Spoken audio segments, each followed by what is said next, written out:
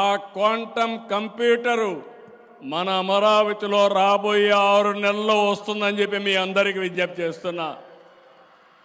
మన పిల్లలు ఎంత ఫాస్ట్గా ఉంటారంటే క్వాంటమ్ కంప్యూటర్కి ఆల్గరిథం రాయాలని ఆన్లైన్ కోర్సెస్ పెడితే నేను ఒక పిలిపిస్తే 2-3 రోజుల్లో 50,000 మంది జాయిన్ అయ్యారంటే అది మన స్టూడెంట్స్లో ఉండే చైతన్యం, కమిట్మెంట్, టెక్నాలజీ పైన ఉండే ప్రతిభ అని చెప్పి కూడా నేను మీకు తెలియజేస్తున్నా. నేను ఇక్కడ ఉండే స్టూడెంట్స్కి అందరికీ విజ్ఞప్తి చేస్తున్నా, రాష్ట్రంలో ఉండే పిల్లలకి అందరికీ విజ్ఞప్తి చేస్తున్నా. నేను ఆ రోజు ఐటీ అంటే నవ్వారు, సెల్ ఫోన్ అంటే ఎగతాళి చేశారు, 420 కూడా అన్నారు. నేను ఎప్పుడూ భయపడలేదు. నేను అనుకున్న పని సాధించే వరకు నిద్రపోకుండా పనిచేయడం నా సంకల్పం, నా మనస్తత్వం. ఓసారి భగవంతుడు కొన్ని అవకాశాలు కూడా ఇస్తాడు. నేను 2 పుష్కరాలు చేశాను. గోదావరి పుష్కరాలు సమైక్య ఆంధ్రప్రదేశ్ చేశాను, రెండోసారి నవ్య ఆంధ్రప్రదేశ్ చేశాను, మళ్ళీ మూడోసారి 27లో మళ్ళీ చేస్తున్నాం. కృష్ణా పుష్కరాలు కూడా 3 సార్లు చేయబోతున్నాం. చాలామందికి అవకాశాలు రావు. నేను సైబరాబాద్కి నిర్మాణానికి ఆ రోజు దోహదం చేశా. ఈరోజు మళ్ళీ అది బ్రౌన్ ఫీల్డ్ సిటీ అయితే ఈరోజు గ్రీన్ ఫీల్డ్ సిటీ, ప్రపంచం మెచ్చే అమరావతిని మళ్ళీ నిర్మాణం చేయబోతున్నాం. కొంతమందికి అర్థం కాదు, అసూయకు కూడా హద్దులు ఉండవు. చాలామంది అనుకుంటున్నారు అమరావతిని ఆపేస్తామని. మొన్న ఆపారు, ఏమయ్యారో మీరే చూశారు.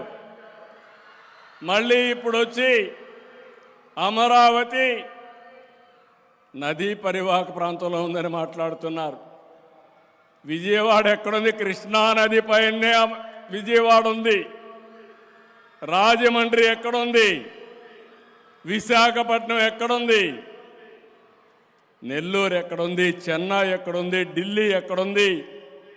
లేకపోతే లండన్ ఎక్కడుంది? ఎక్కడ నదులుంటే, ఎక్కడ నీరుంటే అక్కడ నాగరికత డెవలప్ అయింది తప్ప వేరే ప్రాంతంలో కాదు. అలాంటి విషయాలు తెలియని వ్యక్తులు రాజకీయాల్లో ఉండడం మన దురదృష్టం అని మరొకసారి విజ్ఞప్తి చేస్తున్నా. నేను ఒకటే సంకల్పం చేశాను, అమరావతి దేవతల రాజధాని, ఈ అమరావతి ప్రజా రాజధాని. నేను ఫౌండేషన్ వేసినప్పుడే భారతదేశంలో ఉండే అన్ని దేవాలయాల నుంచి, ప్రపంచంలో ఉండే మసీదుల నుంచి, అదే మాదిరిగా చర్చుల నుంచి పవిత్రమైన మట్టిని పూజించి తీసుకొచ్చి, పవిత్ర జలాలు కూడా తీసుకొచ్చి ఈ ప్రాంతాన్ని పునీతం చేశాం. కాబట్టి ఆ శక్తి ఎవరు ఆపలేరు.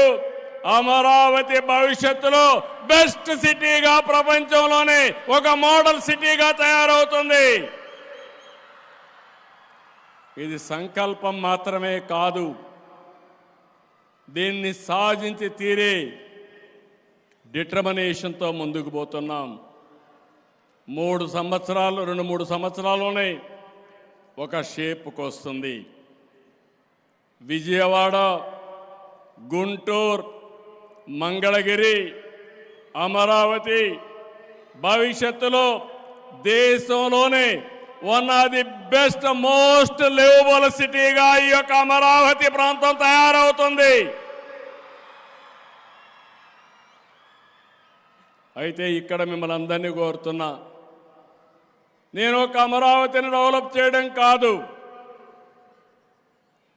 ప్రధానమంత్రి నరేంద్ర మోడీ గారు వికసిత్ భారత్ కోసం పనిచేస్తున్నారు. ఆ సమయంలో నా సంకల్పం, స్వర్ణ ఆంధ్రప్రదేశ్ నా సంకల్పం. 2047కి ప్రపంచంలో నెంబర్ 1 దేశంగా భారతదేశం ఉంటుంది. ఇది అన్స్టాపబుల్, ఎవరు అడ్డుకోలేరు. అదే సమయంలో ఆంధ్రప్రదేశ్ నెంబర్ 1గా దేశంలో ఉంటుంది. ప్రపంచంలోనే తెలుగు జాతి నెంబర్ 1గా చేసే బాధ్యత నాది. దానికి ఫౌండేషన్ వేస్తున్నాం. అయితే మీరు ఒక్క విషయం గుర్తుపెట్టుకోవాలి. మామూలుగా ట్రెడిషనల్గా ఆలోచిస్తే మనం ఇవన్నీ చేయలేం. రాబోయే రోజుల్లో ఒకప్పుడు నేను ఎన్నోసార్లు చెప్పాను, ఒకప్పుడు ఐటీతో స్టార్ట్ చేశాను. ఇప్పుడు నేను ఏఐ, డేటా సెంటర్, క్వాంటంతో స్టార్ట్ చేస్తున్నాం. నేను చాలాసార్లు చెప్పాను, మనం ఒక ఇన్స్పైరింగ్ సమయంలో ఉన్నాం. దానికి కారణం మీరు చూస్తే టెక్నాలజీకి మెచ్యూరిటీ వచ్చింది. ఒక ఏఐ మనవాళ్ళు ఐటీ చదువుకొని హైదరాబాద్లో ఉద్యోగాలు చేసి ప్రపంచం అంతా వెళ్ళారు. ఓసారి డెవలప్మెంట్ ఎట్లుంటాయంటే, నేను హైటెక్ సిటీ కట్టినప్పుడు ఐటీ కంపెనీలు రావాలని మైక్రోసాఫ్ట్ బిల్ గేట్స్ని కలవాలనుకున్నాను. ఆయన అన్నాడు, నాకేం పని పాలిటీషియన్స్తో, నేను చేసేది వ్యాపారం అన్నాడు. కాదు, నేను కలవాలని చెప్పి అడిగాను. అడిగితే గ్రేట్ డిఫికల్టీ నాకు ఇంటర్వ్యూ ఇచ్చాడు. 10 నిమిషాలు ఇచ్చాడు. నేను వారం రోజులు ప్రిపేర్ అయి పవర్ పాయింట్ ప్రజెంటేషన్తో వెళ్ళాను. వెళ్ళిన తర్వాత నేను ఇస్తా ఉంటే 45 నిమిషాలు ఓపికగా కూర్చున్నాడు.